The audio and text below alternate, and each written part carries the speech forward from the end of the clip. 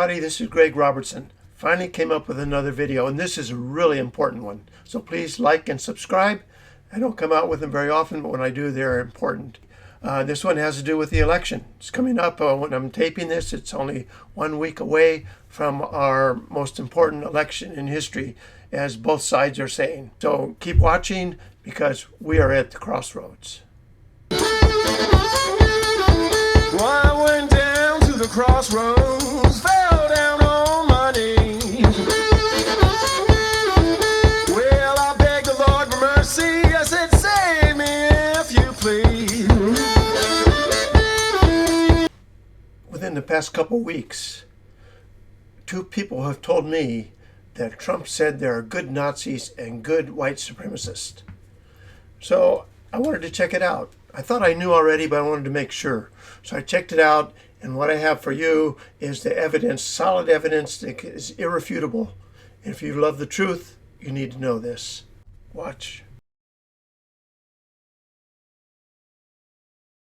When has Donald Trump ever admitted to being wrong? When he said that Nazis and skinheads in Charlottesville, that there were some good people among them. It's so funny that people still quote that, because that was such a... That's exactly what he said. There are good people on both sides. Good people on both sides of that argument for and against the statues. This short video really shows how important context is when we're talking about things. He did say there are good people on both sides, but what was the context? It's so important. So what I want to show you now, I'm going to show you the whole video clip of what Trump said. You tell me what is the context, and then tell me if he's saying there are good Nazis or good white supremacists, because he specifically said something other than that. Watch. What you're calling the alt-left and white supremacists on the same moral plane. I'm not putting anybody on a moral plane. What I'm saying is this. You had a group on one side and you had a group on the other, and they came at each other with clubs, and it was vicious, and it was horrible, and it was a horrible thing to watch. But there is another side. There was a group on this side, you can call them the left, or you've just called them the left, that came violently attacking the other group. So you can say what you want, but that's the way it is. It's on both sides, sir. You said there was hatred, there was violence on both sides. Well, I do think there's blame. Yes, I think there's blame on both sides. You look at both sides. I think there's blame on both sides, and I have no doubt about it, and you don't have any doubt about it either. And if you reported it accurately, you would say. Neo-Nazis started this. They showed up in Charlottesville to protest. Excuse me, they didn't put themselves down as neo, and you had some very bad people in that group. But you also had people that were very fine people on both sides. You had people in that group, excuse me, I saw the same pictures as you did. You had people in that group that were there to protest the taking down of, to them, a very, very important statue and the renaming of a park from Robert E. Lee to another name. You're changing history, you're changing culture, and you had people, and I'm not talking about the neo-Nazis and the white nationalists, because they should be condemned totally. You had people, and I'm not talking about the neo-Nazis and the white nationalists, because they should be condemned totally. You had people, and I'm not talking about the neo-Nazis and the white nationalists, because they should be condemned totally. But you had many people in that group other than neo-Nazis and white nationalists, okay? And the press has treated them absolutely unfairly. Now, in the other group also, you had some fine people, but you also had troublemakers, and you see them come with the black outfits and with the helmets and with the baseball bats. You had a lot of bad people in the other group too. Treated unfairly, sir. I'm sorry, I just didn't understand what you were saying. You were saying the press has treated white nationalists unfairly? No, I just didn't understand what you were saying. No. There were people in that rally, and I looked the night before. If you look, there were people protesting very quietly the taking down of the statue of Robert E. Lee. I'm sure in that group there were some bad ones. The following day it looked like they had some rough, bad people. Neo-Nazis, white nationalists, whatever you want to call them. But you had a lot of people in that group that were there to innocently protest and very legally protest because, you know, I don't know if you know, they had a permit. The other group didn't have a permit. The following day it looked like they had some rough, bad people, neo-Nazis, white nationalists, whatever you want to call them. But you had a lot of people in that group that were there to innocently protest and very legally protest because, you know, I don't know if you know, they had a permit. The other group didn't have a permit. So I only tell you this. There are two sides to a story. I thought what took place was a horrible moment for our country, a horrible moment. So when it comes to politics, what is true in many cases no longer matters. And people can make up things. In fact, Joe Biden did it way back even when he was just beginning to run for president in 2020. He was already using this and taking it out of context to condemn Trump as a supporter of white supremacists and Nazis and so on. So just look at this. You can see he goes into a rage, pretend rage, because apparently there were some people in the crowd who weren't agreeing with him, were trying to bring up the context and the truth about what Trump had really said. And they are condemned, totally condemned, he said. But listen to Joe Biden.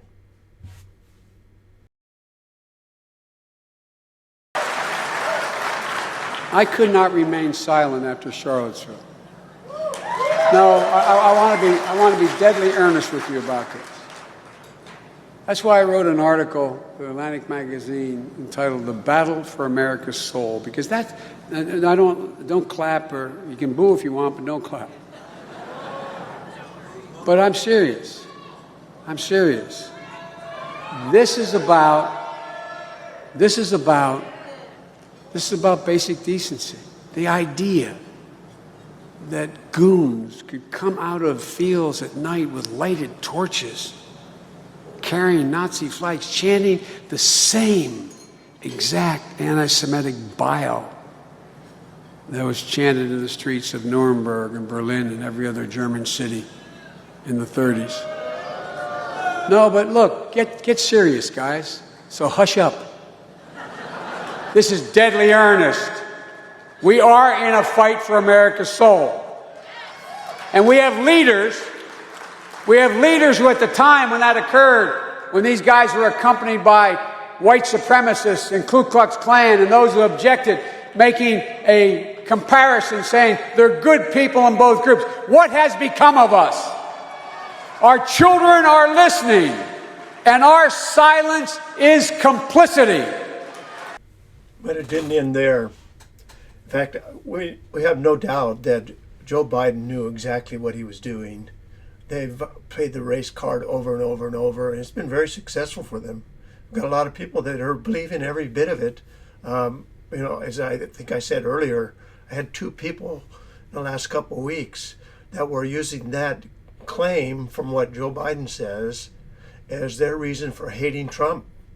This next clip is of the debate between Joe Biden and Donald Trump for the 2020 presidency. And you can see it's very dishonestly monitored because Trump is told to hold off and not interrupt, whereas both of them were interrupting. But then the guy says, oh yeah, but you were interrupting more. And then also, what about when Joe Biden is just blatantly lying? Anybody with any ability to look on the internet, any concern, and want to know what's true, they can do that. They can find it out. It's easy. At least for now, it's easy. We don't know what's going to happen in the future because they could lock up all knowledge so that we only get and know what they want us to know. They've already canceled a lot of people who would not even allow them to be heard. So listen to this, and you can judge for yourself. Judge reasonably, judge well, because the future of America, we are at a crossroads, my friends. I'm going to ask a question about race, but if you want to answer about something else, go ahead. But I think that the country would be better served if we allowed both people to speak with fewer interruptions. I'm appealing to you, sir, to do that. Well, and him too. Well, frankly, you've been doing more interrupting Well, that's than all he right, has. but he does plenty. Well, less than, sir, less does than plenty. No, less than you have. Let's please continue on. The issue of race. Vice President Biden, you say that President Trump's response to the violence in Charlottesville 3 years ago, when he talked about very fine people on both sides, was what directly led you to launch this run for president. Oh, yeah, sure. President Trump, you have often said that you believe you have done more for black Americans than any president, with the possible exception of Abraham Lincoln. My question for the two of you is, why should voters trust you rather than your opponent to deal with the race issues facing this country over the next 4 years? Vice President Biden, you go first. It is true. The reason I got in the race is when those people, close your eyes, remember what those people looked like coming out of the fields carrying torches, their veins bulging, just spewing anti-Semitic bile, and accompanied by the Ku Klux Klan. A young woman got killed. And they asked the president what he thought. He said there were very fine people on both sides. No president has ever said anything like that. It is whose now, 2 second, minutes, sir. Kamala Harris is playing the same game in the debate that she had with President Trump for the 2024 election. It's coming up real quick here. We are at a crossroads, my friends. Let's remember Charlottesville, where there was a mob of people carrying tiki torches, spewing anti-Semitic hate. And what did the president then at the time say? There were fine people on each side. Let's remember. President Trump is also on record for signing the Congressional Joint Resolution condemning hate groups. That's who he is. President Donald Trump signed a congressional joint resolution that condemns white supremacy, neo-Nazis, and other hate groups. In a statement, the president said that he opposed bigotry in all forms. Just in case there's any doubt left in anyone's mind, I want to play this last clip of Donald Trump condemning racism in all forms. Racism is evil, and those who cause violence in its name are criminals and thugs, including the KKK, neo-Nazis, white supremacists, and other hate groups that are repugnant to everything we hold dear as Americans. We are a nation founded on the truth that all of us are created equal. We are equal in the eyes of our Creator. We are equal under the law, and we are equal under our Constitution. Those who spread violence in the name of bigotry strike at the very core of America. Donald Trump has also supported historical black colleges and universities. And I have had people deny that to me, saying, no, he didn't do it. But I checked it out. We can check things out. And he did. He supported them. He reinstituted the support for the colleges, and he put it on a permanent basis so that these colleges and universities would have support. Trump signs bill restoring funding for black colleges. Yep, that's what he did. President Donald Trump on Thursday signed a bipartisan bill that will permanently provide more than $250 million a year to the nation's historically black colleges and universities, etc. This article goes on. You can find it at this location and read it yourself. I want to read from Joshua chapter 24. And if it is evil in your eyes to serve the Lord, choose this day whom you will serve, whether the gods your fathers served in the region beyond the river, or the gods of the Amorites, in whose land you dwell. But as for me and my house, we will serve the Lord. Then the people answered, Far be it from us that we should forsake the Lord to serve other gods.